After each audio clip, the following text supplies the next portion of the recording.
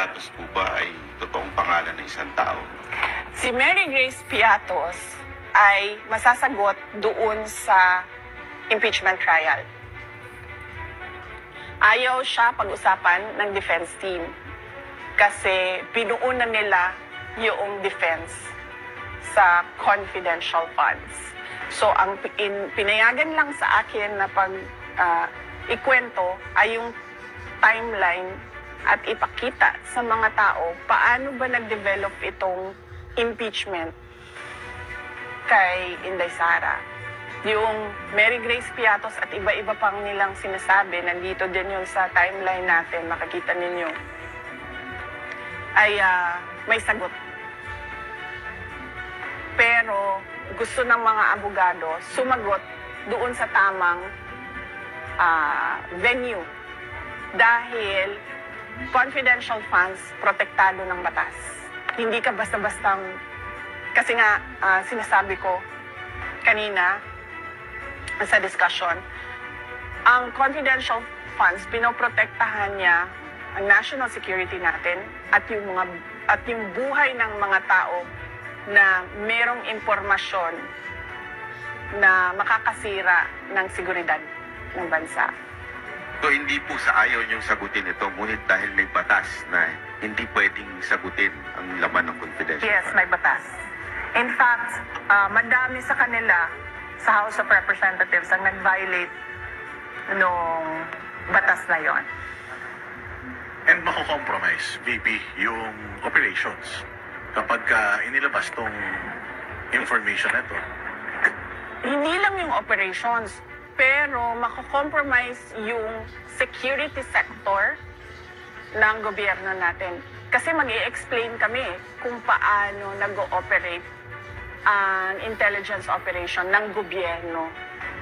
Makikita ng NPA, makikita ng makabayan, kaya takot ang makabayan sa confidential funds kasi alam nila na ginagamit yon para bumili ng impormasyon kung paano ginagawa yung recruitment, paano umaakyat sa bundok yung mga bata, mga ganon. Natatakot silang mabuking. Pag sinabi ko umakit sa bundok, nagiging NPA. Oo. Tsaka parang kaya nila gustong malaman yung kung saan napupunta, paano ba ginagamit, para malaman nila yung galawan, strategy ng gobyerno, paano nag-gather ng intel sa kanila, and paano sila ino-operate. Para ibahin na nila. Oo. So delikado yun para dun sa mga taong nagbibenta ng mga information. Kasi itong mga binibilan nyo ng information na to, nasa loob sila mismo ng organisasyon na yun. Oo, kasi, tulad ko, magkasama tayo, diba?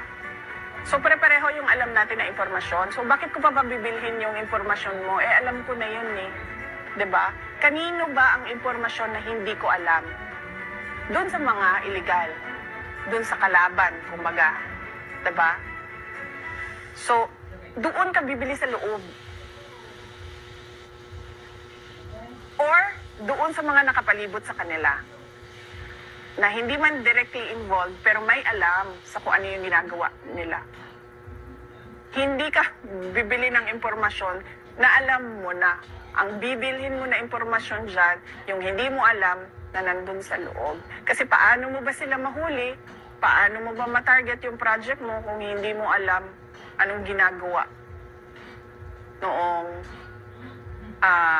kalaban?